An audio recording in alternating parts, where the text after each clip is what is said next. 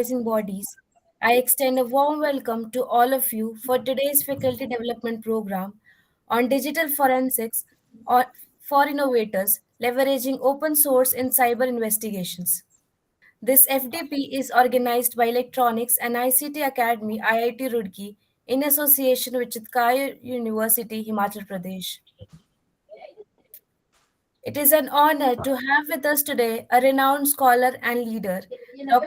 Sandeep Sandha, who is a computer scientist with expertise in machine learning, IoT, embedded systems, and data analytics. With a PhD from UCLA and industry experience at Amazon, ARM Research, and IBM, he has contributed significantly to scalable AI solutions and hyperparameter Turing frameworks. A passionate educator, he co founded Simple Mind School to mentor prospective graduate students and authored a guide on crafting impactful graduate admission essays.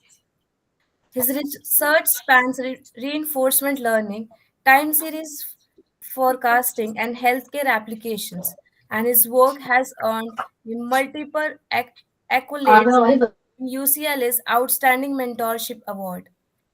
Please join me in giving a heartfelt welcome to Dr. Sandeep Sanda. Sir, we are all eager to hear from you. Thank you for the introduction, and let's get started. So, I guess you all are able to see my screen now. Please let me know. Is it visible? Yes, sir. Yes, sir. Visible, sir. Sounds good. So, this is going to be a very interesting talk. I will tie story of AI, IoT, and security. We will present a distillation of knowledge from many years and papers, many of my research, and my goal is actually to give a very good insights into why many of these systems are able to be attacked, what happens, and then how AI comes into picture, IoT pipelines, and then also some early results into some from my research how we can even secure this system. So, our goal today will be how IoT with focus on AI pipeline works. We'll look at some real examples to get motivation, and then I'll go deeper into some of the research papers where, again, we'll look into what is happening, why it is getting impacted by attacks. I'll try to answer this question. For all this to go through, we'll look at working of modern AI IoT pipelines. We'll look at their weak pain points, and then some of my research. Let me first give an overview of my research a bit. So, I have done enough research in many different IoT directions. Mango was developed by me during PhD. ARM is the company which designed CPUs, for example, used in billions of smartphones. Today, Mango is used by ARM actually to design CPUs. So, for example, your Xiaomi, Redmi devices, Samsung devices, iPhone devices, their CPUs are designed using Mango. So it's powering most of the CPUs for smartphones and many other chips used in sensors, cars, even EV vehicles or satellites. It's open source on the GitHub from ARM, and many of it, the concepts in this one are introduced by my papers during PhD. Other work have done a lot of research in AI-enabled IoT, like on wildlife monitoring of animals, very small drones, robotics, energy harvesting sensors, uh, many other use cases. So all of these things are in different papers, like Locomotive is a research paper which creates sensor tags for undersea localization, very tiny sensor tags which you can put on fishes and it can actually track the fish, their health, and many things. So a lot of AI IoT Amen, Tai. so a lot of AI IoT research. Today we will tie the story of security into it and see what is happening, right? Okay.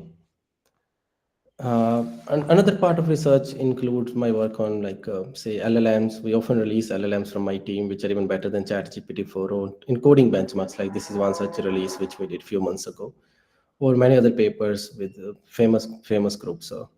But today it's going to be like a bit different story. Uh, we will look at a much wider picture of IoT from all the research, and then why it is getting impacted by attacks. Like, so this is going to be more flavorful talk from cyber security point of view. Let's get started. So very simple toy car. which you can see here. This is from one of the photo from my lab, from one of my experiment. It's running a neural network. It can actually guide itself. It has a camera to work around. But if you just introduce a very simple delay in the action, it's going to turn. And if you just play with the time and just introduce the delay, this car will crash.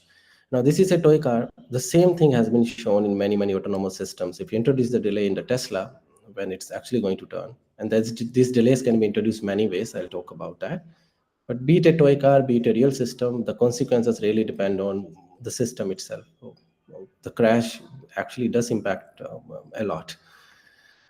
So IoT as a closed loop system, let me introduce that first. Any system you look around you, whether it's an open loop or closed loop, it starts with the sensing step. Like we see audio, uh, uh, videos, we measure motions, inertial sensors, we measure location, then we compute based on these inputs. Now these computations can be simple, like if else decisions. This computation can be a simple PID controller. These computations can be a very complex neural network. For example, when a real autonomous car is running, the sensors are cameras. Some vehicles do have lidars and many other things, and computations are mix of neural networks and rules. Now we do take actions. These actions can be controlling a drone from the sensing side, or Alexa, or actions can be in a vehicle, or even actions can be that you get a notification on your phone and you're doing something. Some of these actions do impact the environment again. Like if you're driving a car, environment impact means that you actually are changing the location, so you have to sense again. It's a closed loop, it goes in a circle. In this loop, we are often now moving towards an AI to make decisions. So computation, classical controllers, and all those things are being replaced by modern AI systems, which are better decision makers in many applications. Now, uh, this is the action delay I was talking about. That when AI wants to take decision, or any controller wants to take decision, you can introduce an actuation delay. This actuation delay can be introduced many ways, like an attacker can introduce this, or because of the networking problem, it can be introduced. Network characteristics are not stable. So in real world, this can happen from many ways. We'll look at it, what can this result in, right? And authentication handshake often happens in the sensing side.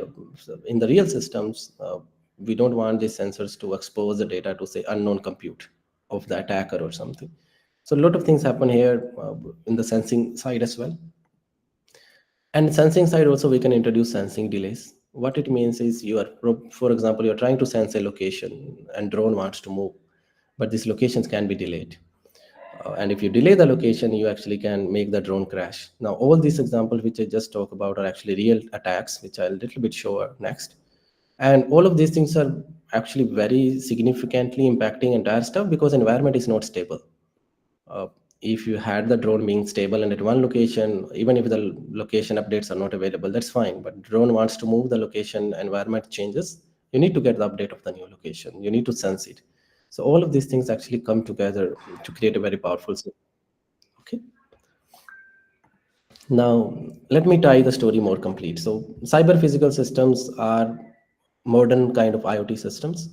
Now, these systems, whether camera surveillance, autonomous vehicles, smart homes, mobile health, whatever you see around you, we can always map it to the similar, more complex pipeline. That we start with this environment, a set of sensors are sensing the environment. We are making decisions either through neural network or a simple decision making concept. It can be more simpler if else rules, or can be a more complex neural network. From here we are taking actions, and then again this cycle completes, right? Now in this setting, attackers are using specific stages of IoT. So these stages which we introduce: sense, compute, actuation, right, and environment. These stages are more or less present in most of the complex systems. You can introduce the delays. There are many ways to attack this. Let us focus on some certain type of things. You can introduce the delays and different like stages. Now these delays can be introduced through network attacks, through jammers, through many things. Or even you put some extra compute on the vehicle, you didn't realize, and vehicle had to make some critical decisions. So these delays can actually even come from a person behavior, or can come from an attacker behavior. Attackers can actually monitor timing differences and stuff like that, that when the sensing is happening, when the handshakes are happening, the timing difference enough break the systems. Okay. Let us look at some real examples. This is an example of BMW connectivity vulnerability. What is happening here is this is a delay authentication attack. So using this one, short summary is that attacker can delay the authentication packets which are happening in the sensing stage. Like now here there are no real sensors as such, but we are communicating with the server to get back if the person can open the car or not. Attackers, actually hackers, could remotely unlock and steal BMW cars. This was a real attack. More details are available, like at the article which I mentioned here. But this is again one such real system. We're just introducing the delay. You are able to steal the car. So unauthorized access, hacking, exploiting authentication weaknesses. Another example, if you monitor the time differences, this is Amazon Ring doorbells. In many big cities in US, people use these things. Now, Amazon Ring doorbell also communicates over Wi-Fi network, and if you monitor some timing differences of different packets, you are able to find out what is the network Wi-Fi key of the person. And once you know the network Wi-Fi key, you can connect to the network and even do unauthorized surveillance, Wi-Fi theft, network exploitation, whatever. Like all the craziness starts from here. But it's a very simple time difference attack. Knowing the time difference is enough to create like these complexities further. Another example, like delays in the sensing, like this is something which is very critical, like GPS jamming on the drones, where these drones are not able to sense their location because the GPS is critical. You can jam the GPS or introduce some time variations in the GPS so the location is wrong. Now GPS jamming can cause or make this autonomous navigation on these drones unreliable, so they often crash. This is real. I mean that there's so many these things live happening in many different war zones, and this is like signal inference disruption of autonomous systems. Another example, delay in action signals. So not only you can delay in sensing, handshake, you can actually delay the action. So depending on the application, the end-to-end system, these can result in serious things. Like if it's a self-driving car, delaying the action means that you have to act in certain milliseconds point of view, and the car may crash. If this is, for example, a controller controlling uranium enrichment fields, delaying the action means that you are putting the life of like so many people in danger. There's a lot of like reports on this uranium enrichment delay attack, which is available. I put a Wikipedia link, but so many reports. But this is more closer to like system sabotage, industrial cyber attacks. So, giving the complete picture, in this sense, compute, actuation, and environment pipeline, we can at each stage introduce delays. This can be sensing delays, this can be actuation delays, actions delays. You can say that you want to take action, but because of some reason the action cannot happen, and that delay can be just few milliseconds and it can disturb the entire story.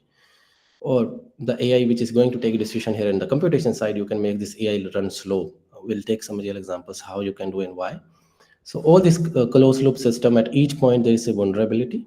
This vulnerability can be exploited by like bad actors. I will introduce some ideas around these vulnerabilities and what has happened, and some results from how we are able to kind of handle this, right?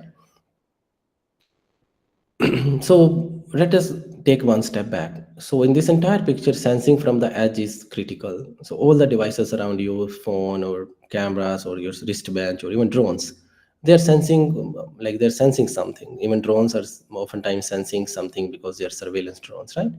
Now they are really sending the data. Now they can either timestamp the data. So time is very critical. Like the delay I'm trying to introduce, time is extremely critical. You can timestamp the data here and then send the receivers. uh, the time here is never perfect. The reason is that there's so much clock oscillation issues, which depend on the temperature, age of the crystal oscillators in these devices. So that data timestamp error happens due to synchronization, system software, all those things. Now these data timestamp errors are not because of attack. So what I'm trying to say that even if there is no attack, there are always introduction of errors and some delays here. But those delays are something which companies often consider in their design. If you don't time step at the sender and you're trying to time step at the receiver, right? These data are received by maybe by a cloud, maybe by another computer, maybe by another server. Time stepping at the receiver has its own issues, that now the data has to transfer over the network. Networking delays come into picture, receiver timestamp delays come into picture, that receivers are not having proper time as well. So whatever we try to do, we always end up with some issues here and some issues here. Now, if you consider an attack here, like the third step, the attack means that we are deliberately creating more issues on the receiver side and deliberately creating more issues on the sender side. And this even further creates more problems. So in today's talk, I'm going to talk about focus on time in IoT. And I'm going to discuss some of my papers here where we will try to quantify the timestamp in smartphones.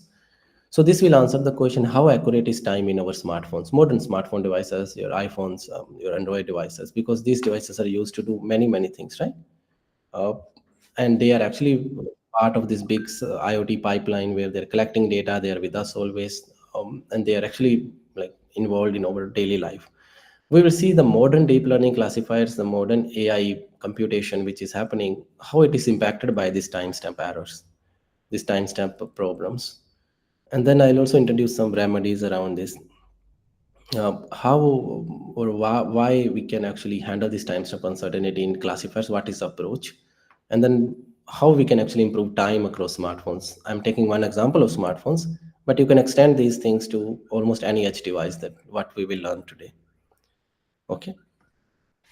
So smartphones, I'm trying to say, because smartphones are used in almost all applications. For example, crowd monitoring, smart homes, mobile health, all of these things indirectly, smartphones are cool sensors which we have, which are in our pockets. Now, we often collect data from so many sensors and we fuse that data. So, data fusion of whether video, audio, IMU variables, all this data is fused. So, if you're wearing an Apple Watch, if you're wearing different bands, often these data are fused on the smartphone application, and they help us to get better numbers for maybe stress monitoring, maybe heart rate monitoring, any application you think, maybe our activities, they can give us very better numbers. And this is based on so many research which are used in production today, that multimodal deep learning, that we need multiple modalities now. But deep learning based multimodal fusion, all this assumes that the time in these devices is perfect. Like you're getting when somebody is jumping the variable data at the same time, you're getting when somebody is jumping the audio data also at the same time. But in reality, this is never true. So, for example, the use cases are, you can improve accuracy, you can actually do labeling of the data, like many, many things. When you're collecting data from multiple devices, you can label it through one device versus another. Or you can coordinate actions. This coordination of action can be as simple as playing music louder. So if you display, if you attack the time here, the music will be disturbed. But this action can be as important as controlling, for example, a nuclear reactor. And then if you disturb the time and this actuation, then it can actually be much, much more dangerous. Okay. Um, so attacking the time breaks the functionality. That functionality can be an accuracy for the application. That functionality can be the labeling being a problem if you are using this in the real world, or that functionality can be coordination of the action. So time at the edge is critical. So most straightforward approach which people use is like just to use the timestamp from the device, right? But the main and question is, how accurate are these timestamp on your smartphones? So this is the time I'll probably stop here for 10 seconds and ask you all, that you all have smartphones and your smartwatches. How accurate is the time you think on your smartphone? Is it 1 second accurate, 2 second, 10 second, 1 minute? Is it 1 millisecond accurate, or is it, say, what do you think? I'll stop here for say, uh, 1 minute, and I'll see if there are any results in the chat.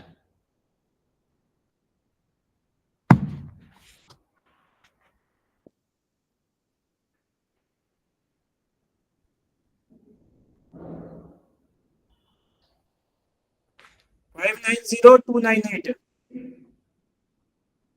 हाँ जी, हाँ जी। Okay.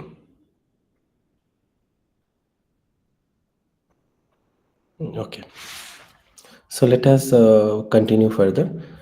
So time in smartphone is critical, but we all have these devices. Often it's a very hard problem to answer. So let me show our experiment to measure this, and then we'll answer these questions. Okay. Uh, So here I'm going to present different devices: iPhone devices, iPad, Nexus, Huawei, OnePlus, Samsung. So Pixel devices. Some are iOS, some are Android, different versions. We conducted this study in 2019, like a little bit long ago. After this study, we actually submitted a patch to Google to fix the issues, and then Google has done the changes in the new Android versions. But let us see what is the accuracy of time in many of these devices and why, right? So how to measure it? How to even measure the accuracy of time in all these devices? So the approach which I'll show today is very, very simple, but amazingly like beautiful, that it can tell us all these devices and compare it for us. So we are going to just create a small speaker sound, and all these devices are going to measure it. So the logic behind this is that the event is created simultaneously, the sound, and all devices are measuring it, and they are within 50 centimeters. So sound distance time travel is in microseconds. We are creating this periodically every 20 seconds. Our goal is to see if our does the time varies on these devices. Like maybe today it's accurate. Is it tomorrow also accurate? Like, all those things. But in this also, there's one issue is that what is the baseline time? So we take average of NTP clients, NTP clocks. NTP is like a synchronized time on the internet. Now, the synchronized time on the internet is also not perfect. So, depending on whether you're using Apple's NTP or you're using Google's NTP, they also have errors. But these NTP errors are known to be within 10 millisecond errors. Like there's research showing that these NTP clocks, which are used by big companies like all the Apple NTP clocks used by iOS, they have errors in the order of 10. Um, and audio latency, because you're measuring audio, the latency of the audio on these devices also impacts. Okay. So, like you get an idea that when to want to measure things very very accurately, you have to take care of the distance of the sound travel, audio latencies on these stacks, the audio drivers. We have to take care of the NTP variations of the internet also. So accuracy of the results in tens of milliseconds. But even with tens of milliseconds, let us see how the clock look like. So this is the results from all that experiment. That if you record the timestamp over many days, uh, can you please unmute yourself? Uh, can you please unmute yourself?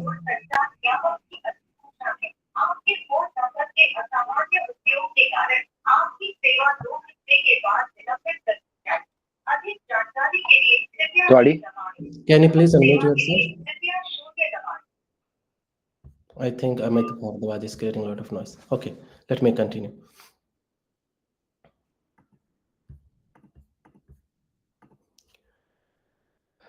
Okay, I hope you can see the screen again. So let's continue from here. So the results, what you see in this experiment, are trying to show that we recorded system clock errors across many devices. I1 are Android devices, and all other devices what you see here are Android devices. Let me explain this, what is happening here. So what you see, each device has a different error. So iOS devices are here, their error is less than 100 milliseconds. So your iPhone devices are very accurate in time. It's 100 milliseconds still, but still accurate. But Android devices, like you see that these are much more errors. What you see here, 2 second error, 1 second error, even can go up to 5 second error. The cellular towers are correcting time on devices in your Android phones or iOS phones. Cellular towers correct time when you connect it to like a SIM.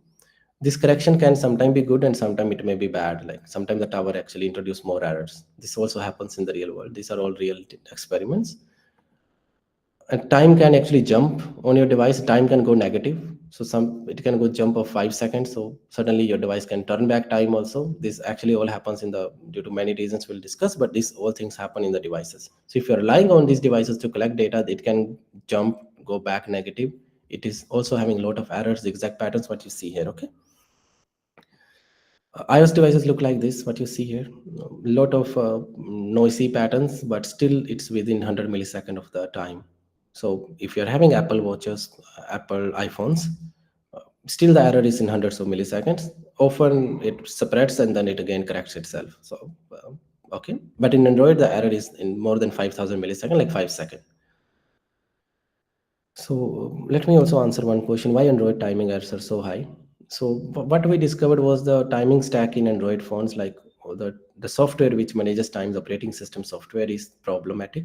The time update can come from NTP, NITs. These are protocols which are used by smartphones to correct time, and these protocols are also used across many SIM card based devices or many other devices connected to internet.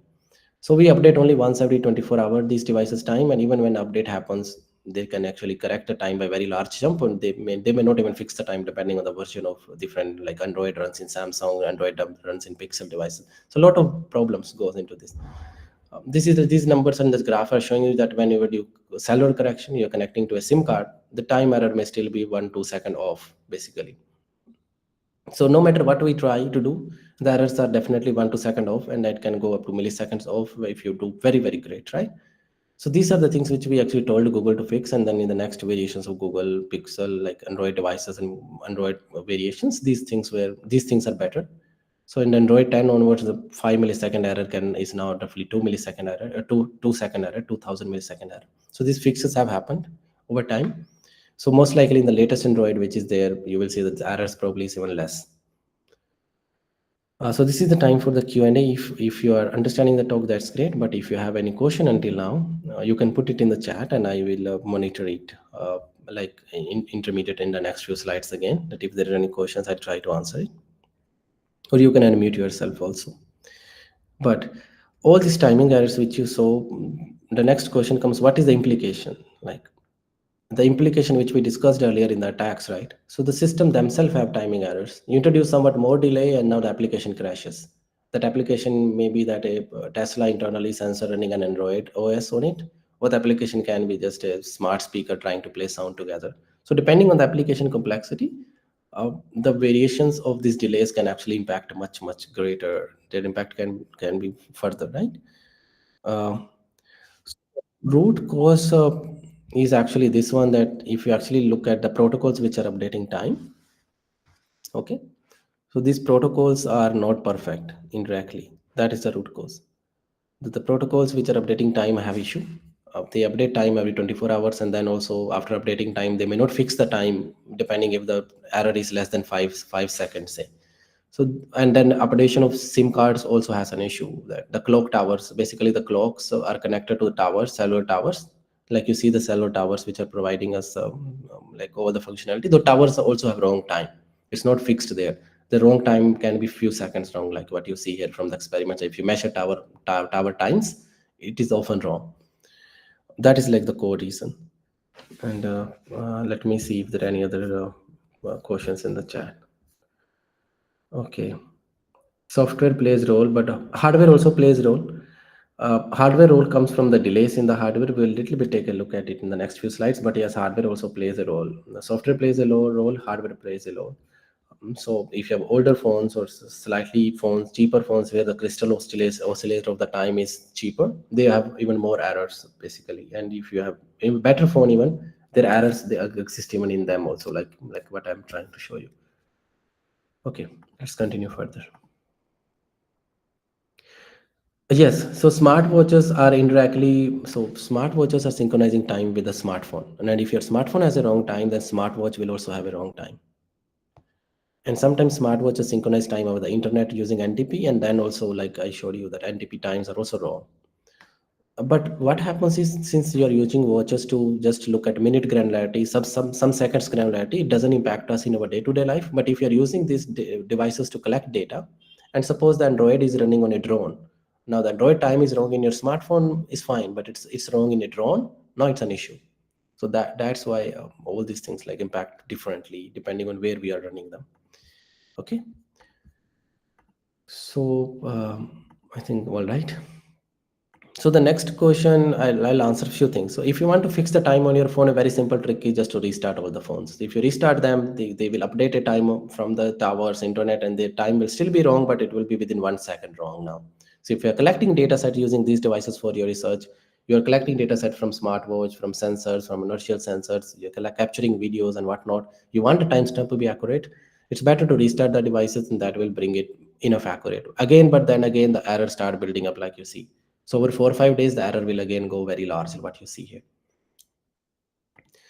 So, but let me answer this question. What is the impact of these errors on AI application? Like we looked at earlier, the sensing, all the storyline, right? So depending on the complexity of application, the impact is different. Here I will take a civilian application, but you can understand in this way that if this case, this is an industrial application, this is a military application, no matter what application you have, the impact is tremendous, and then you can actually disable or cripple that application from these timing errors. So what I'm going to use is human activity recognition. This application runs on our smartphones and smartwatches, like whether you're running, walking, jogging, all these things are running on the Google actually, and many of the Android devices capture these things. They can actually tell us, and they can actually control like the behavior of the device from this. So this data set, which is based on one of my earlier paper. This data set actually serve as a baseline for many research articles. So you will see this paper is extremely well cited because this data set is it's a time synchronized data set, and it serve as a baseline for many research done by many researchers later on. But this data set has activities like upstairs, downstairs, you're walking on the stairs, running, jumping, hand washing, jumping, the different videos with different kind of these modalities being captured. Now in this one, if you train an audio classifier, there's audio data in these activities, you get around 90% classification accuracy of the human activity detection, that whether you're running, walking. If you use inertial sensors like smartwatch, like your accelerometer gyro, you get roughly 90% accuracy in this data. If you combine both of these, the accuracy is 96%. So that's one of the reason, when we have so many of these devices, applications combine the modalities. They combine the sensing data sets, and we get very high accuracy, like roughly 5% better. 96% is among the state of the art. Models which we used to get, these are like the sample models shown here, that you often create a larger neural network for audio, a larger neural network for IMU sensors. These are convolution layers, and then we often fuse and combine them multimodal networks.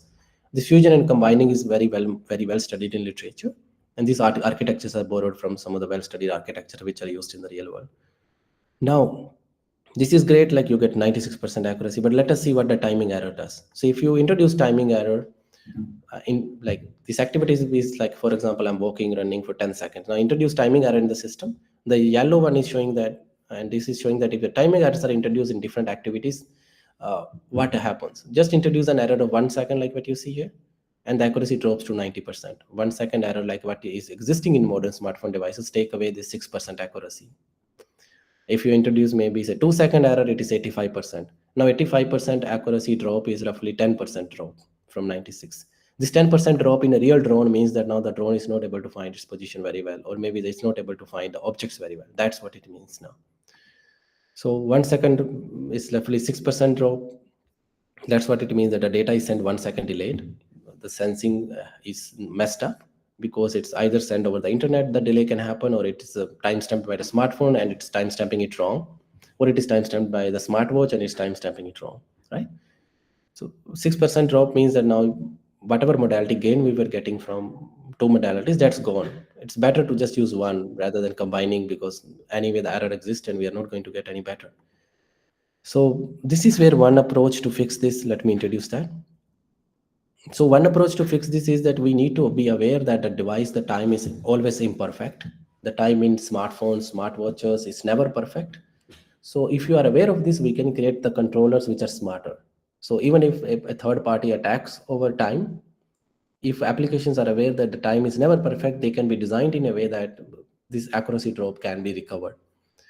So one of the idea which we introduced was the time shift data augmentation. Basically, you shift the data set smartly, that we add controlled shifts during training of the neural network. It's a very simple idea, but it tells that assume that the timing errors are going to be there. You need to be aware of it. Assume that the timing delays can come from attacker, from the network jammers or whatnot. If you assume this thing, now let us create better systems. And if we do that, now this graph looks complicated, but let me explain what is going on. This is the same drop curve which we saw. Up to 2 seconds, we roughly get 10% drop.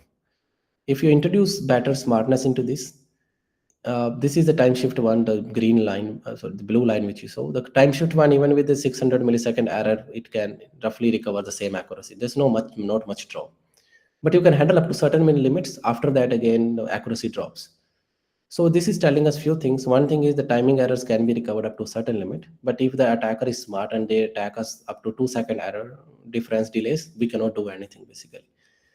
So here we have to like do something extra. So you have to improve the time itself on the smartphone. Otherwise, all the delays, all the things which are done, augmentations are done, they can only recover up to a certain limit. Okay. So 100 millisecond augmentation during training can recover 600 millisecond errors. But to fix it in the real world, we actually need a better time. So that's the main goal here, that if you want to fix in the real world, there is no compromise on the better time. Okay. So timing errors are also inevitable, that even when we didn't introduce any error, so no matter how correctly data we collected, there's always some errors. So some small shift, actually we get a gain here also. So no artificial time errors we introduce, but still with the time shift augmentation we get some better gain, because timing errors are inevitable in data, and we will always have them, depending on the delays in the network, depending on the delays in the hardware and software. So it's better to be aware of them when designing these systems. And most of the companies are now aware of these kind of things. Okay. Before I move forward, let us take maybe 5 minute break. Uh, we have roughly 4:50 now. We'll start at 4:55, and this is also time you can put your questions in the chat if you have any questions, and we can continue further from there.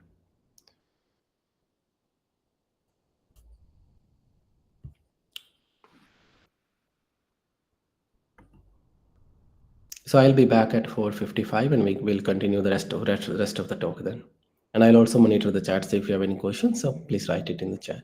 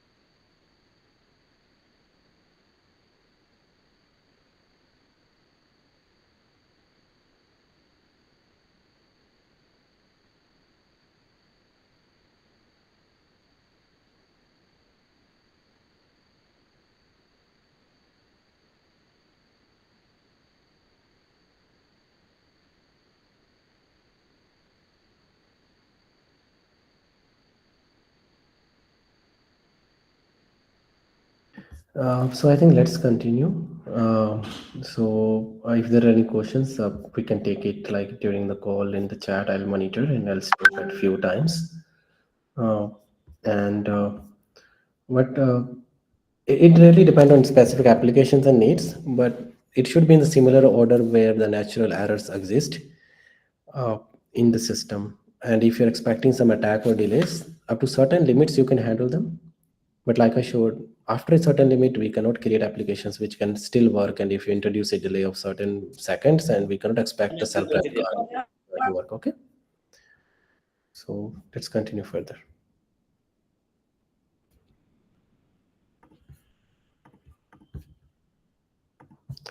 Okay. So I hope you can see my screen again.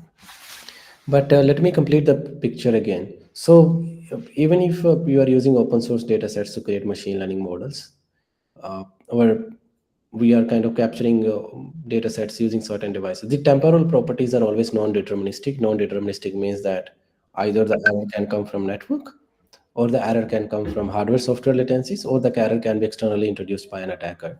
So because of that, many things happen. For example, when we are sampling these sensors at a very high rate, the sampling rate is never fixed. The sensors are not perfect.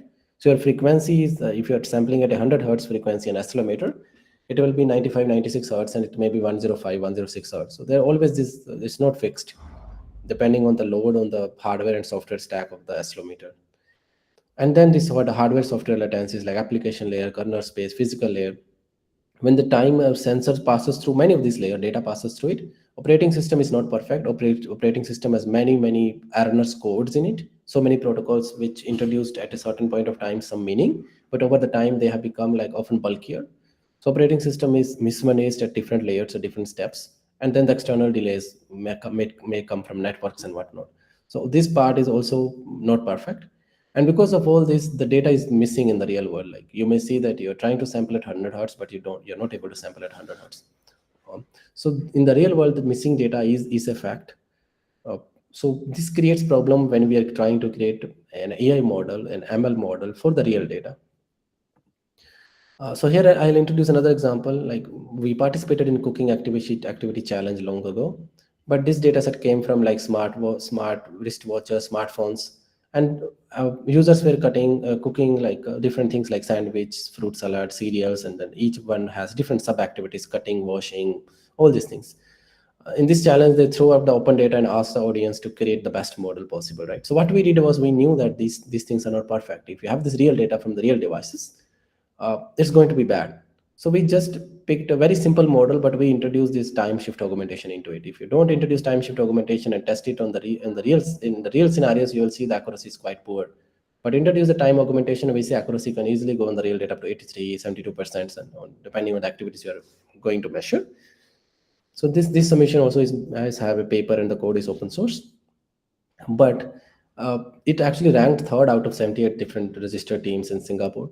But here we didn't invest a lot of effort in creating smarter networks or smarter AIs. We knew that the time is imperfect. Let us just fix the timing with the time augmentations, and the models started working amazingly well. Indirectly, what you can see is if the companies create the real world models without worry about the timing errors, this is the kind of accuracy you get actually. Okay, so let's come to the fundamental question. Um, and that fundamental question is how to improve time at the edge. Like the delays, the sensing delays, actuation delays, all these things are serious. They seriously impact the application properties. So what can we do to fix this? So I will introduce some ideas from the smartphone scenarios. So what can be done in the smartphones to fix time? How much accurate can we create the time in the modern smartphone devices, which all of us carry, right? So modern smartphone devices have different sensing peripherals, audio, Wi-Fi, they all are used by modern smartphone devices. Let me show you what is the accuracy of the synchronization if we exploit them and create the best software to fix the time, right? And how to evaluate what is the accuracy, like all these things. And then many times what happens is application is using many things, like an application may be using Wi-Fi, Bluetooth, it's also using audio. So when we are using many peripherals, the time is more crazy. It is like the if you're synchronizing it through Wi-Fi and you're trying to play music which is an audio, it doesn't work like that. So it's many more internal details which need to be take care about here. So the problem is the smartphone devices are wirelessly connected. They don't have a wire to fix the time. So most of the servers, like the servers in Apple or Google, those NTP servers, they have wired timing fixes. Or for example, the time accuracies in the nuclear reactors or the timing accuracies in the particle accelerators. We also need very accurate time there so that you can observe these amazing phenomena. So you need the time like 10 to the power minus 12 accuracy, that kind of range to measure the speed of lights. But those devices are wired connected, or you use optical fibers to fix time. Now in the smartphone say case, because it's connected with wirelessly over the internet where the delays happen and whatnot, and hardware timestamping is absent in these devices. Because of that, the timing is a real challenge. Even though these are very smart and capable devices, the timing is messed up. So if you try to, for example, use IMU sensor to fix time, IMU sensor can go up to 200 hertz, like on these modern smartphone devices. So you can measure a very fast event. So it is telling us that we can probably fix the time up to 5 millisecond accuracy if it's 200 hertz, right? But IMU events like jerkiness is very hard to create. If you always want to fix time by just jerking your phone like with hands or whatnot, it's going to be not like a good setup. Cameras and GPS again, cameras are like sampling rate of cameras is limited often. GPS has in poor indoor availabilities, that the timing in the smartphone is also messed up because GPS doesn't is not good indoors. So the thing which actually work is the audio, Wi-Fi, Bluetooth. So these are the things which most of the real applications or companies use to fix time. Audio is very fast. Audio is like at 192 kilohertz. So just you listening to different speaker devices, like I was showing you earlier, simple beep can fix the time up to microsecond level accuracy on many devices, including smartphones or smartwatches or drones or so on. Because audio timestamping is done at a hardware level, and even though hardware is not perfect, still it's much better than the software.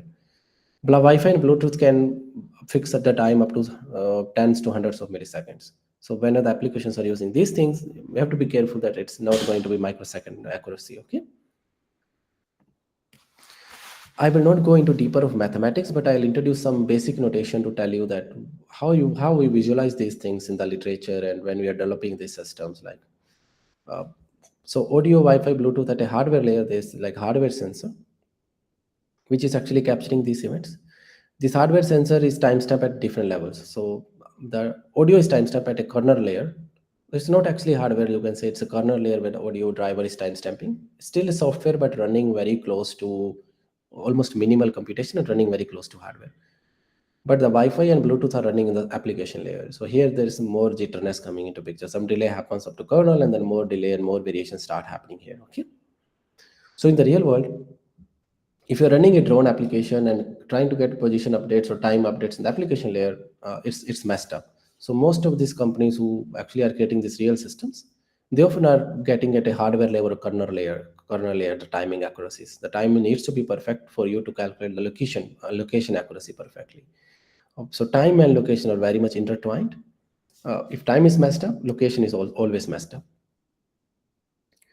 Okay, so synchronization of time actually means that there's a true time which we are never able to calculate in reality, because a delay even happens in optical fibers, and delays even happens even at the speed of light.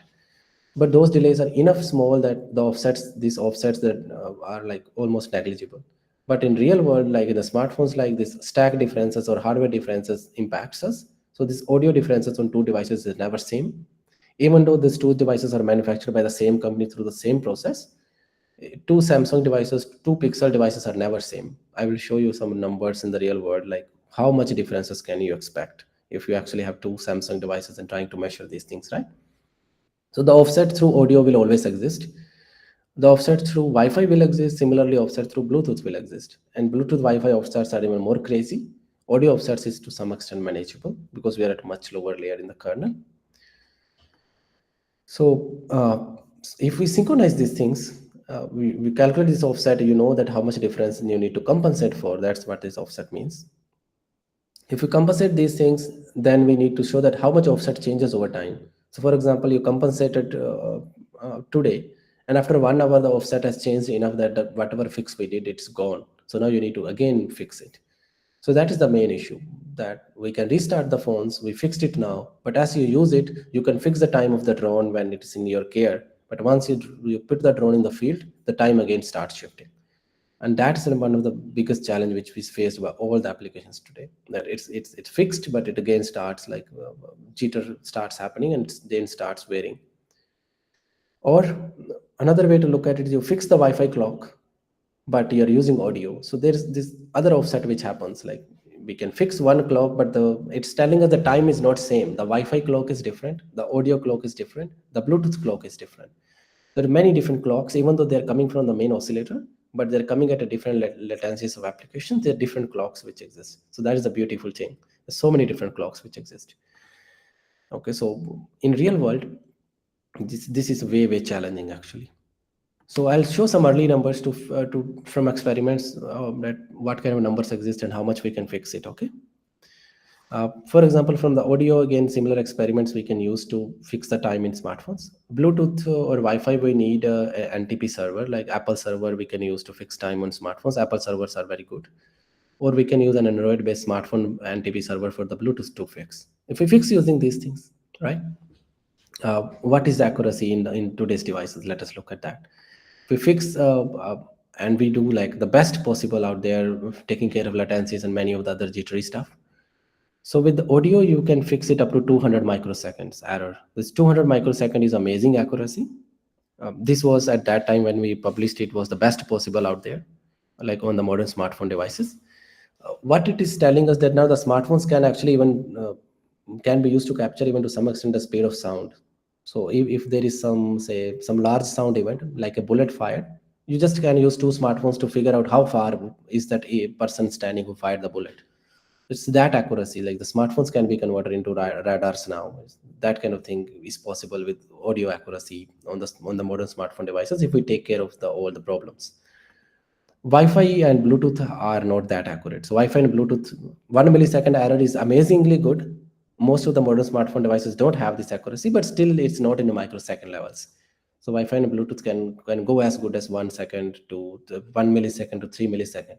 Now millisecond is a hundredth of a second, thousandths of a second. So this is amazingly accurate, but still it's not as accurate as microsecond level accuracy. Okay. What is the real use, right? What happens in reality? So even with all these accuracy numbers, and if you're running a real application on your smartphone device, now for most of the application the time doesn't matter. But if it's a closed loop system, sensing actuation delays are impacting, say, a real controller, maybe a drone, a self-driving car, or your watch. If it's a real controller, then the accuracies of say pixel access lies in this range. That with everything being done with Bluetooth audio or Wi-Fi Bluetooth, you can reach back maximum in certain sub-second milliseconds accuracy, like the sub-milliseconds or tens of milliseconds. So these are the real numbers from real like experiments by taking certain clocks as references. Now these numbers are like boring, so let us actually look at what is the significance of these things, right? The significance of these things is like if you have similar devices, like your two pixel phones, their differences in the hardware and software is enough to give them some 2-3 millisecond of number errors. So two pixel phones will be off with each other if even if we do everything 2-3 millisecond. But at different devices, if you try start comparing pixel with the Nexus phones, for suppose, now those differences are more huge. They may be in tens of millisecond, like what you see here. Okay. So that's like the common later meaning of these things, like that the stacks, the timing clocks are different and they impact applications because this heterogeneity in the time. Okay. Again, if you conduct the similar experiments with so many smartphones and try to fix the time again, you will see that the differences across many smartphones is huge, like on all of these different ones, and we can get accuracy within 40-50 milliseconds. Now, this is not bad as like 5 second, or this is not bad as 100 millisecond, but still the maximum we could achieve was 40-50 milliseconds plus minus, like what you see here. So in short, if there is an application which requires microsecond things, these devices need to be handled very carefully. The best possible for most of the application to achieve is like these numbers. Okay. So conclusion is we can synchronize time, but we can fix these issues, we can fix these delays, but the best possible delay was roughly around 200 microseconds using audio, like the speaker events. You can use smartphones like one smartphone for another and stuff like that, but if they have same hardware and stacks, like so latencies of peripherals, like latencies of hardware software actually comes into picture. So what is the significance of all the numbers which I showed you? The significance is when we are conducting real studies, like for example, if you are measuring the brain data for a patient, you need very accurate timestamps. So we released some of these libraries out in the public domain, which researchers use today. For example, this is a real experiment where researchers are actually calculating the brain data of a human patient when it's moving, and we are also calculating the eye movements and whatnot. Now, human brain data is very fast. Neurons are fired very fast. You want to accurately timestamp it so that now you can relate it to many other things. You can relate it to human memories and all the brain research. So researchers face this issue. So even the researchers at like some of the top medical schools, they use our work like to study this human brain activity, and like they will often cite my paper that how they achieve the accurate time to do say the closed loop simulations. Like you can actually even simulate the human brain to remember certain things faster but it's possible only when the timing is very accurate, and the timing accuracy, like I showed you how we can achieve it. Okay, I'll stop here. If there are any questions, please put it in the chat, and we can take them so before moving on to something more interesting next. So this was like one side of the story of the timing of the system clock. Next, we'll look at delays and certain other side of the story. And if we have time, I'll also talk about the mango side of the story, that how modern smartphone CPUs are designed, which we all use in our daily life, how they are created. I'll a little bit give an introduction to that as well. But let me stop here for 1 minute, and if there are any questions, please put it in the chat.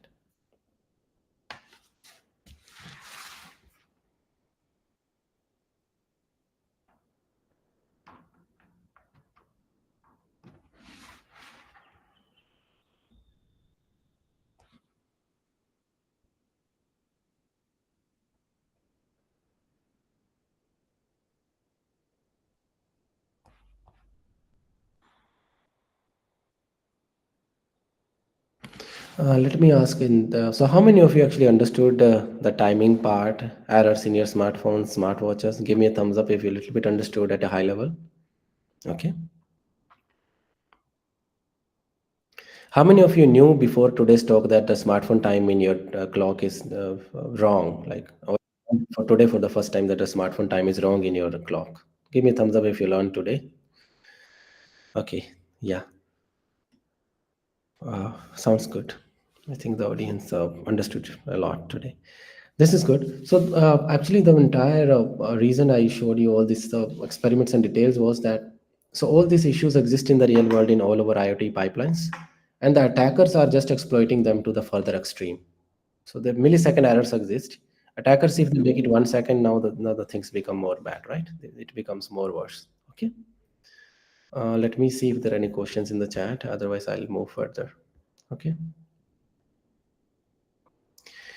Current open research problems. So all of these problems which I showed you are open research problems. How to handle action delays, how to handle sensing delays, how to handle. I little bit talk more further on some examples. We don't have a perfect solution today to handle these things.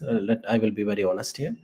We can fix certain applications, we can fix certain settings and scenarios, but if you just take another application in the real world, like I showed you some BMW car cases, some Amazon ring bell cases, those are real cases where you just introduce some extra delay, just introduce or measure some timing jitter, and you're able to break the Wi-Fi password, or you're able to even steal BMW cars. So these things actually really impact all of us around. And then sometimes attackers are very smart. They know all these details and then they go and break. Okay. I want to just say that you should not go learning after these things. The goal is not to go break these things. Okay. Your goal is to actually fix these things. Okay. Let's continue further. Um,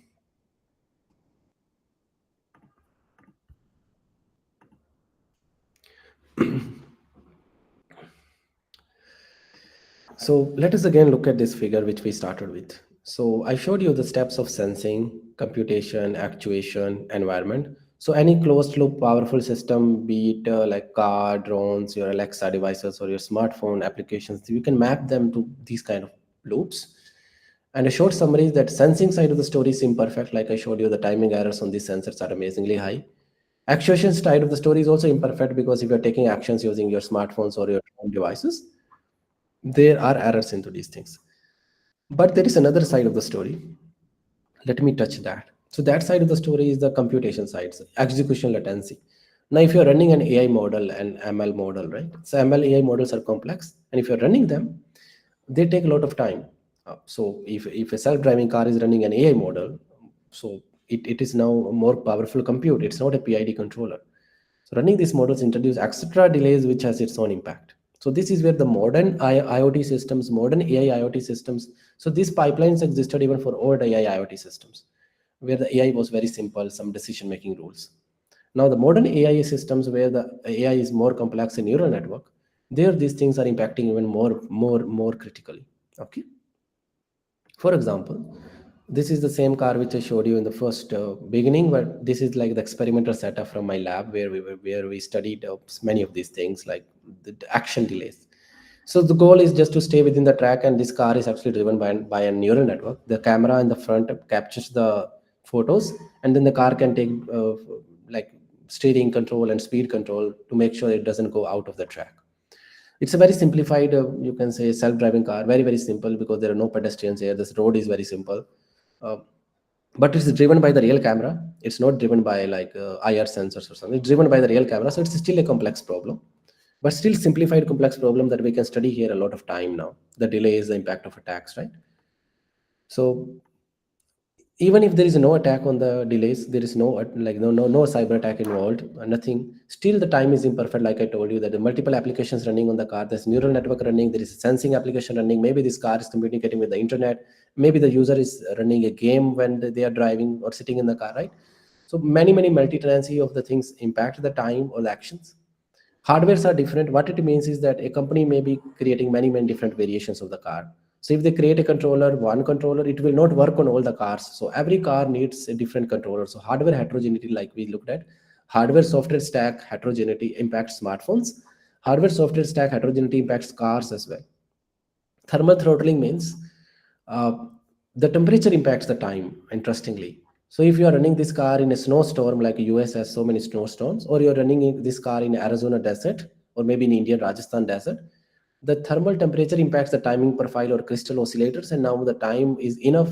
If you didn't capture these thermal oscillations very well during design, it's enough to even result in crash. So the thermal throttling is important, is serious. Battery budget means that because these cars are often running on the batteries, depending on the budget you have, how much fast actions you can take, this thing has to be taken care of when you're designing these end-to-end IoT systems or AI systems. Compute availability or complexity of controller means actually that how powerful is your neural network which is running on this car.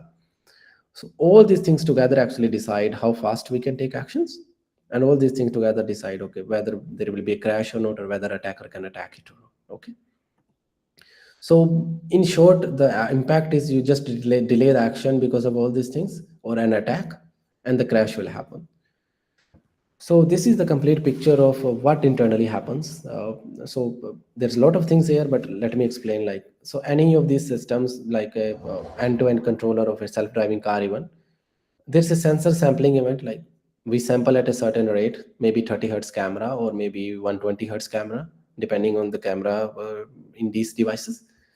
And then this sensor sampling event happens regularly, like it will happen again. But within this sensor sampling event, we need to finish everything else. So you need to make sure that action is applied before you sample again. Why? Because if you don't apply the action and you again sample, your action will belong to a previous sample. So, and this is where when you mess up this time a little bit, this much messing up of the time is needed, and action can be shifted, and that can result in nuclear reactor breakdown, or that can result in a self-driving car breakdown.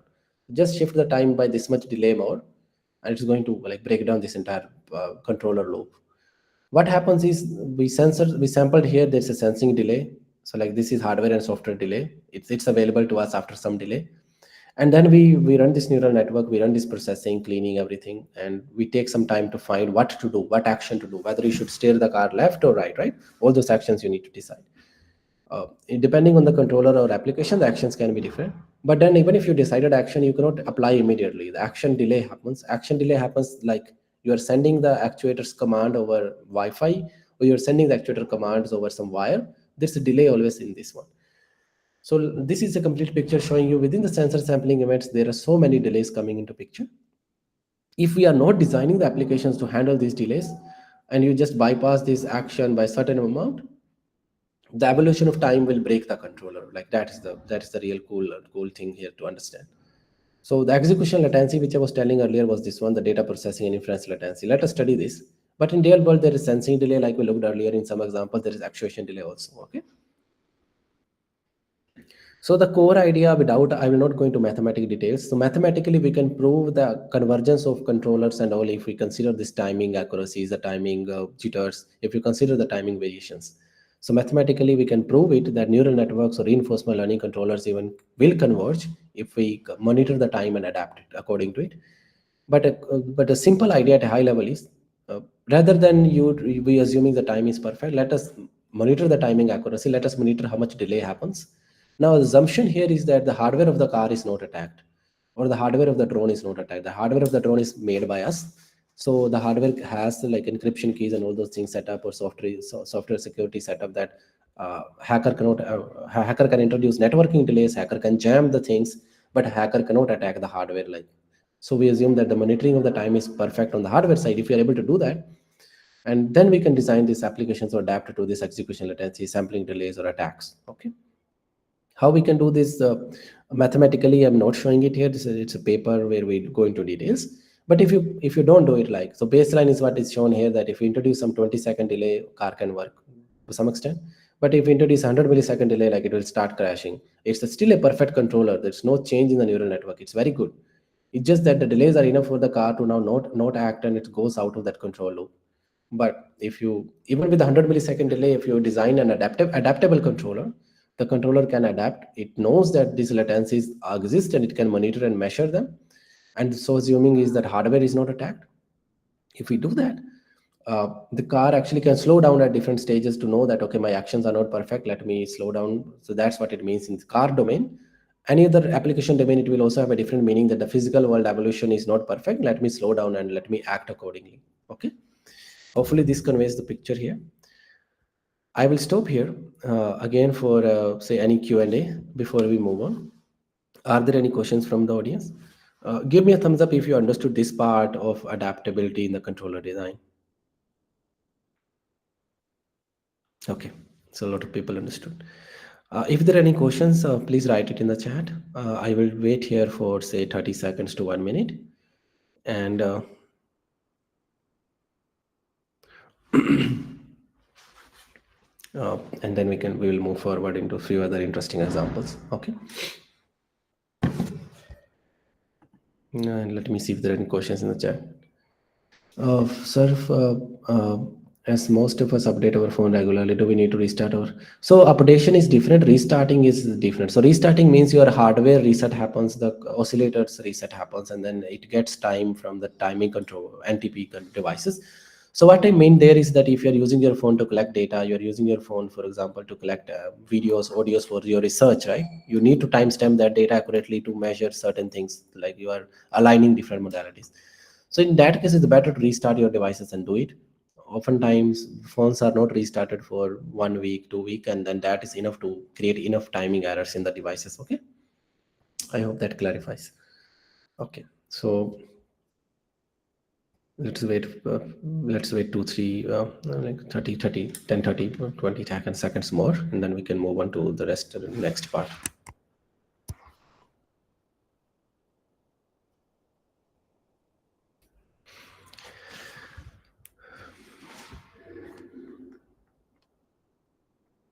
Yeah, if there are any questions, this is the time for you to maybe ask the question in the chat, or you can also speak up. So in the audience, are there any students in the audience? Maybe PhD student, give me a thumbs up if you are not a professor but a PhD student. Okay, there are some PhD students, and I guess the others are professors maybe. Okay.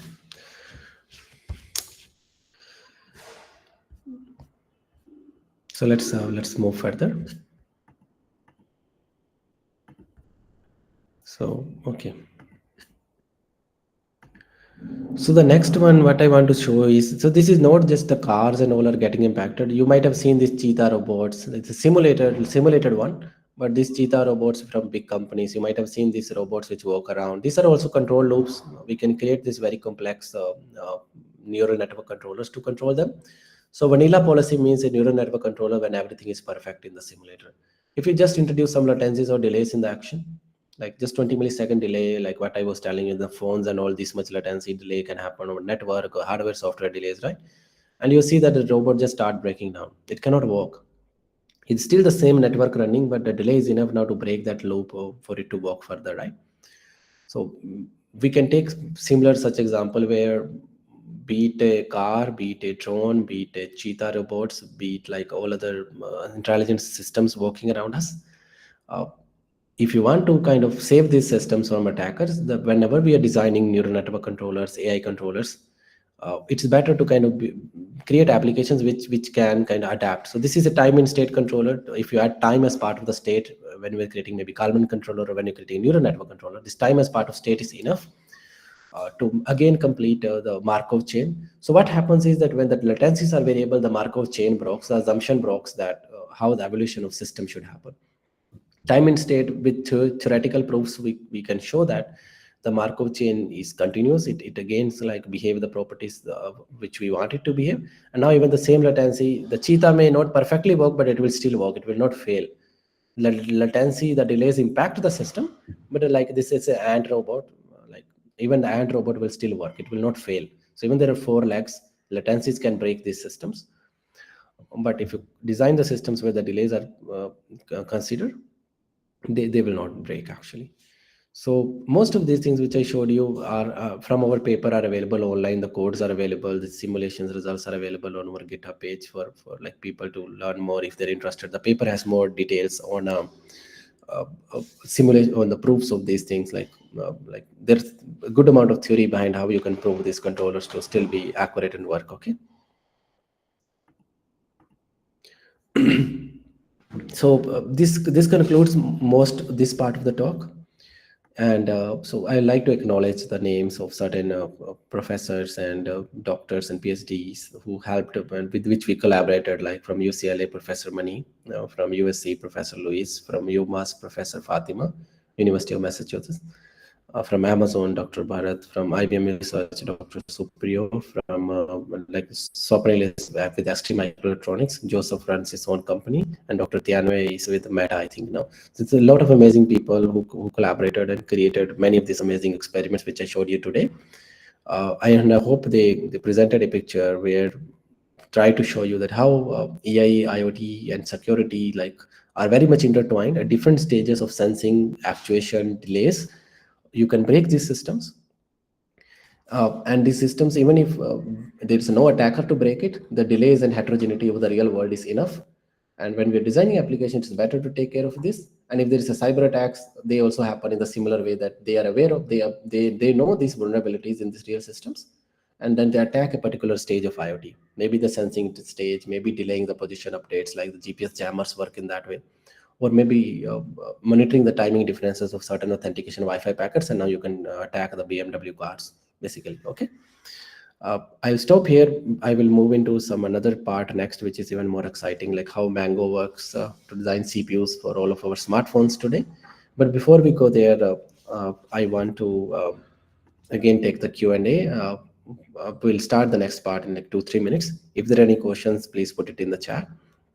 Uh, and also let me know if you actually understood the first part of this talk, which was the main part about IoT, AI, and security, like aligns with the with the FTP concepts. If you understood this, just give me a thumbs up. Uh,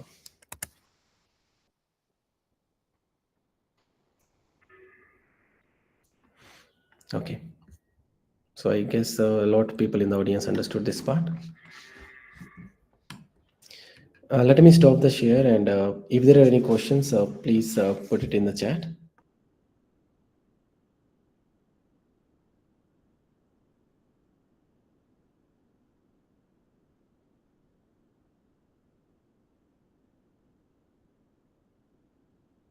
And if you want to ask the question, yeah, please go ahead and unmute yourself. We'll start the next part in 2 minutes. I think we have 30 more minutes roughly. It's up to 6 p.m. I guess. So we'll start in 2 minutes, and we'll cover some initial details about Mango as well. I'll try to show you some live demos. There we will run some Google Colab notebooks, and you can try it at your end also.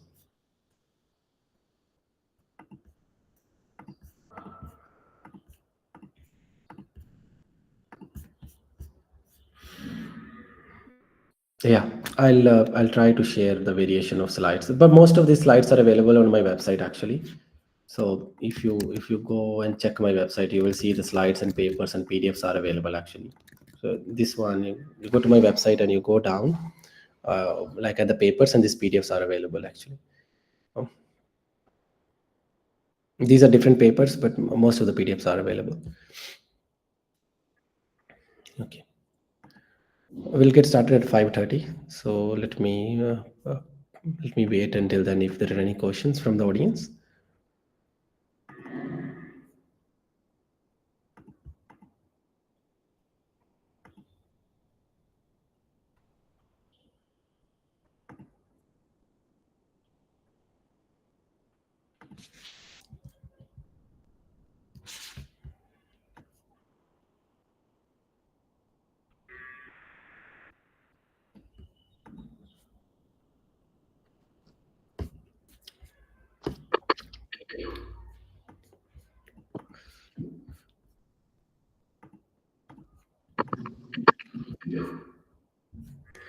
Okay, so one more minute. If there are any questions, this is your time.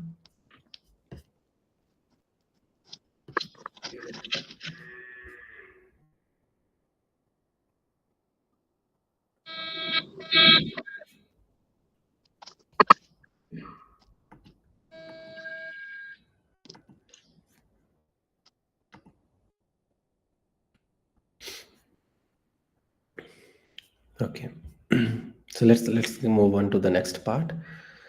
And okay,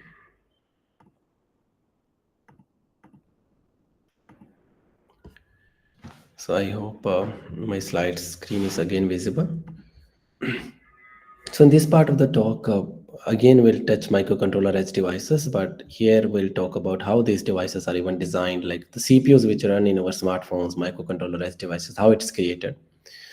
I'll give a very high level overview. We have like 20 minutes, roughly 20-25 minutes. I'll keep the last 5 minutes for questions.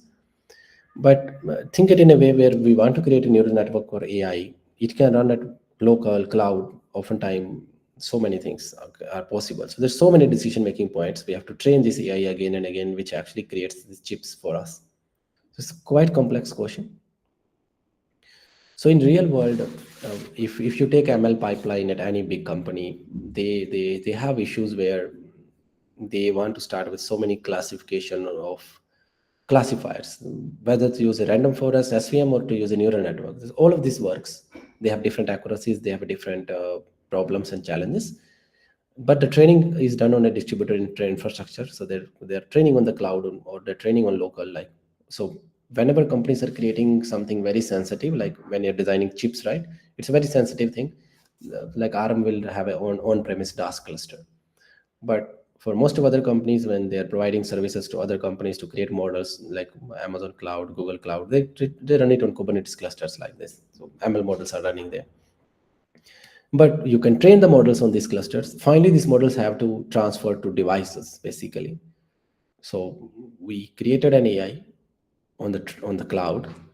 You created an AI with different complexity, which classifier to use, what hyperparameters to use, but then it has to run on maybe your smartwatch, maybe your phone, or it has to run on a drone, right? So these devices have resource limitations. Resources means they have a limited battery, they have a limited compute, so and they have limited space. So all these limitations mean that we cannot put a very big AI on it. So, and in all of these, there are questions like which classifier to pick, what hyperparameters to pick, how to train this in this distributed infrastructure, how to make sure that latency memory used by AI is such that it can work in the real world. Like if AI is very slow, it's not able to act, then the latency can screw us, right? So this is where Mango comes into picture. It's designing commercial CPUs, but a Mango is a very powerful optimizer.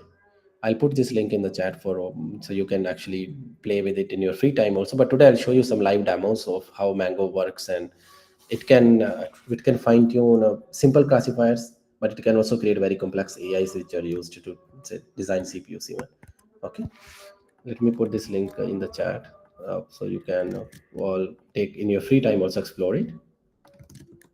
But let me also open it, and we will also a little bit look at live demo in just few seconds, uh, in a few slides actually. So so let's continue further. So in real world, this distributed thing, like with Mango, we mostly targeted use cases of CPU designs, but today Mango is also used to design sensors and whatnot. And we were creating neural networks for even microcontroller class devices. I'll discuss some examples, but you can deploy this on smartphone, or you can deploy it on a very tiny chip like your earphones. So depending on the need and use case, we can create these beautiful systems. Why this is a hard problem? Like, this is from a PhD commerce, where tuning is a real challenge during even PhD. If more data arrives, you have to create a different AI. Some variable you need to remove, you have to again create a different model. So in real world, this thing is extremely crazy. This is where Mango comes into picture. Let me show you one working live demo, and then we will move further with the talk. Give me a minute. I just need to create a Colab notebook to show this one.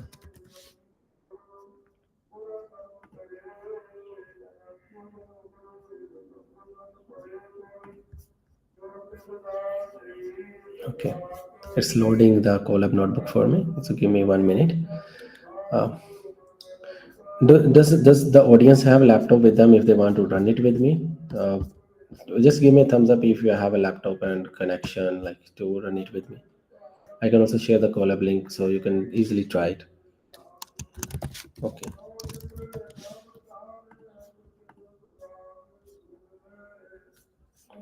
I'll share in a minute. I'm just creating a Colab notebook for it to work.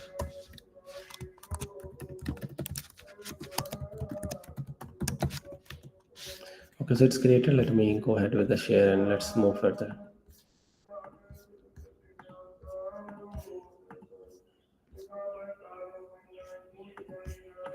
I'm putting an empty Colab here. I will add code to it, so you can actually refresh it after I added the code, and you can run it at your end also if you're following with the laptop.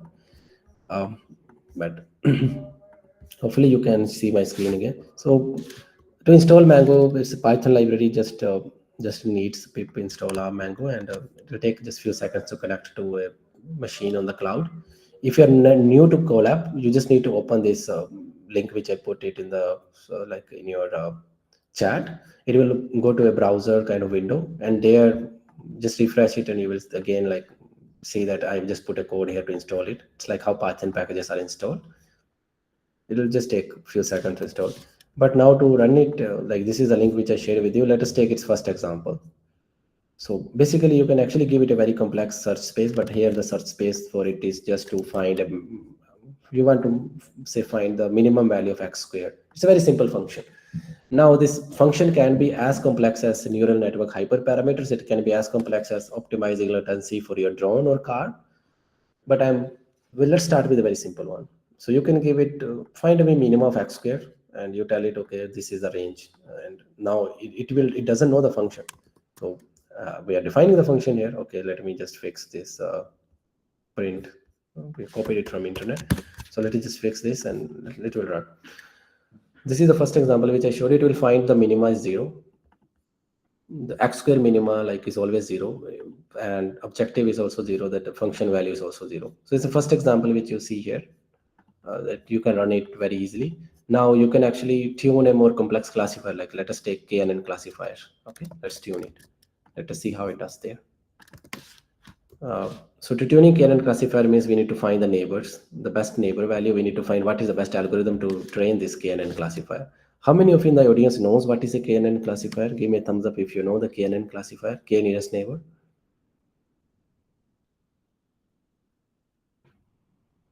Okay. So think KNN as one kind of AI model, very simple AI model. It's not ML model, but you didn't need to understand what is the objective. Like it can be a neural network, it can be a drone, latency, whatnot. Mango internally can sample from the search space and can do it for us automatically. Like you will see that it runs very fast. It can tell us, okay, the algorithm is this, and the best accuracy is 93%. So long story short, what you see here is that given a very complex search space of a neural network or a X-square function, Mango can find this results within few seconds. In real world, this is very complex if you don't have a library like Mango. So let's go further. What is happening? So it's a state-of-the-art hyperparameter tuning library. Like you can perform very complex search spaces. Parallel algorithms internally are available in it can run on clusters, but it can handle these integer spaces, discontinuities in decision boundaries, which are actually in the real car latency or drones. These discontinuities are real. So it can handle all these complexities. Or in a CPU design, these discontinuities are real. Uh, Plus, like I showed you earlier, you can run this on like I was running it on a Colab notebook. It can run on your laptop. It can run on a cloud. It can run on a cluster. So it's a lot of beautiful things in the library, but the code is same. Whatever code runs on your laptop, you can easily translate it to the cloud, and it will internally take care of it. That's why like it's used in production for many things. This example is visualizing what is happening in Mango. So basically, if very real complex boundary like of an SVM classifier, you want to approximate and find what is the C and gamma values. SVM is a kind of AI classifier. It will take roughly 60,000 iterations to find the best values if you randomly sample and find where it lies. But with Mango, you don't need 60,000 internally. It will take 30, 40, 50, and it will actually approximate this decision boundary and get you the results. Okay. So that is the magic. The magic is, instead of just searching exhaustively everything, it will approximate the decision boundary amazingly well and very fast. Let us see what is the use case of this. So if you actually can approximate now the decision boundary of latency, you can create an AI which can run on, say, STM devices. These STM devices are actually the devices which are present in, say, our earphones, like the earbuds which you use from Apple or those things. They're so tiny. They have just, say, one MB flash, 128 kilobyte SRAM. These are very tiny devices. But we can run like AI on these devices. If with Mango we can create an AI of that latency boundary, right? If we do that, like, this is the real mathematical equation which you have to solve. It's very hard to solve, but with Mango, you don't have to do anything. Like, you define these errors, and Mango will find everything else for you. But the results are amazing. Like, so this is like telling you the model size, model complexity, and these are amazingly complex models. But we can create them roughly 100x smarter, smaller, and still accurate. Class 0 devices are actually the devices like your earables, very tiny chips which exist in your cars, or very tiny chips which exist in our smartwatches. So we can create things for class 0 devices and with similar accuracies as they will run on a mobile phone, say. So there are many papers around this which we recently published in different journals. But that's kind of where we can solve these complex equations. Now my goal today is not to explain you how to solve these things. Goal is actually, you don't need to understand how to solve this. You can actually use Mango and define this error and just call it. That's like the beautiful part, that this is how it works. You define a very complex search space. It can be as complex like a very powerful like a XGBoost classifier, a KNN classifier, a forecasting model like ARIMA, or a neural network latency boundary. Whatever you have in mind, you throw a very complex search space. It will internally transform the search space, do a gradient free optimization. We have to do gradient free because this search space is so complex. Gradient doesn't exist in this search space. You cannot differentiate dy by dx, doesn't exist here. Because of that doesn't exist, we have internally a gradient free optimizer in Mango, which is like the core contribution novelty. And then it actually can create many successful trainings from this. So at a high level, we transform the search space, we use the gradient free optimizer, we do parallel search, so it runs very fast. That's why, like, you saw the examples were very fast. Now you compare it with what exists out there. So you compare it with, say, SMAC, Optuna, HyperOpt, Random Search, GPY. If you are actually into optimizations, you will see these are so many of these libraries which are used by AI, IoT community even, to design better controllers, better AI models. And there are so many ways to compare libraries. Here I'm taking some 53 functions which are actually designed to compare optimizer. We'll see Mango is more or less better than many of them. GPY is almost as good as Mango, but it doesn't work for classifiers or complex situations where gradient doesn't exist. So if you throw in a real classifier cases, like you'll see SPAC, even all these things, it don't work. Mango is easily beating them. Like, here examples are from SVM, XGBoost, KNN, on very similar data sets. Even on scikit-learn, you get this iris, wine, breast cancer data sets. You throw at it with Mango, you will see the Mango beats most of these things very easily. But leave aside this simple data set. Even if you throw like a more complex data set, like a parameter search space with gamma, depth, and tree-based classifier, this is a tree search space. You define your like XGB classifier accuracy. This objective is something which you define, which is like your application, which can be an AI model, which can be a tree-based model, whatever. Call the tuner, and Mango will do the rest of the magic. So leaving aside all the complexity, you can actually define different distributions from SciPy and whatnot. So it supports all of that. Now, with the same code which I just showed you is actually used to design, like, say, CPUs. This is how the code looks like for the CPU design. Say, you have different classifiers. Again, we define the objective. Our goal is to create a neural network classifier, SVM classifiers. All these classifiers actually the AIs which will later on design the CPUs. So these AIs are custom AIs created by ARM. But to create and train these AIs, we use Mango. So Mango will actually be able to handle these delays and timeouts also. Mango is also very sensitive to timeouts and delays, and we have designed it to make sure that on the real system, networking delays or machine failures are not impacting us. So they're running these things on hundreds of clusters, right? So we want to make sure they're not impacting that time. Most of these details are from our paper, so all these numbers are available there. But with Mango, we are able to save roughly 45% compute when we are creating like the CPU designs for new models. And why we need to create? So we create CPU design every day. You can say the models are trained every week. CPU designs are created every day, but it takes many years for a CPU design to perfect and making sure that it works perfectly in the real world also. So a long process, it takes multi years. But in this entire process, the most of the compute like goes into creating new designs is to test the designs, and testing of the design is done by AI. So it's a very complex process. So if you can create this AI which can test this better, that's where you can save a lot of money and dollars. Hopefully this give you a little bit higher level idea that the same example which I showed you in the collab actually is the same example which actually is used even for the CPU design, with the same objective function is defined similar way. So summary is it's like a new optimizer which can search many complex ML search spaces. This ML search spaces is one example I showed you. You can search latency search spaces. You can search many other things. You can design for class zero devices AI, right? And it provides beautiful abstraction, so it is not independent. Like we ran it on Colab, it doesn't require any database or those things to set up. So it works amazingly beautifully fast. Okay. So this is the time where I can stop for questions. Give me a thumbs up if you a little bit understood at high level of the optimization story and how you create AIs which are much faster. I think the link which I shared in the chat, you can open it and try it, some of the AIs there. Because of lack of time, I'm not going into mathematical and theory details, but wanted to give a high level idea at how these AIs are created. Okay. Now we roughly have 10-15 minutes left. I don't want to go into other examples of Mango, to don't want to confuse you all, but just gives a flavor that the whatever I showed you, like in the whatever I put in the chat, like the online link, you can actually directly copy it, install Mango and Colab, and or install it on your laptop and run these very complex examples and even your own research. If you're creating AI for say your smartwatch, if you're creating AI for your smartphone, if you're creating AI to run on a drone, you need to optimize for latencies, delays, and Mango is like one easy way to do it. Okay. Also, ARM basically, because you are trying to run it on a probably on a machine which is ARM. So for this, a pip install will not work. On the GitHub, you will see that you can actually build it very easily. The GitHub has that building instructions. So please go to the GitHub thing, and there are building instructions to build it. But one easy way is, instead of running it on your machine, it's more easier to run it on a Colab notebook, like I pasted above. Colab runs much faster. Okay. So let us, we have like roughly 10 minutes left. So this is the time I want to give to questions and want to see if audience have any questions from our today's talk. At a high level, I presented story from many papers, but our core theme is IoT, sensing, actuation. These delays are real. That are the things which are exploited by a lot of cyber attacks, a lot of cyber researchers and whatnot. And this is the domain where a lot of new research happens. You can create beautiful systems.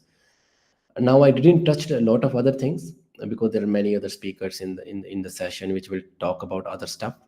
uh, so but for all of you to understand a lot of other complexity, this gives a more higher complete picture of AI IoT systems. Okay. I'll stay here for 3 more minutes, like up till 5:50. If there are any questions, I'll happily answer. Otherwise, I'll leave after 3 minutes, after 2 minutes now, after, at around 5:50.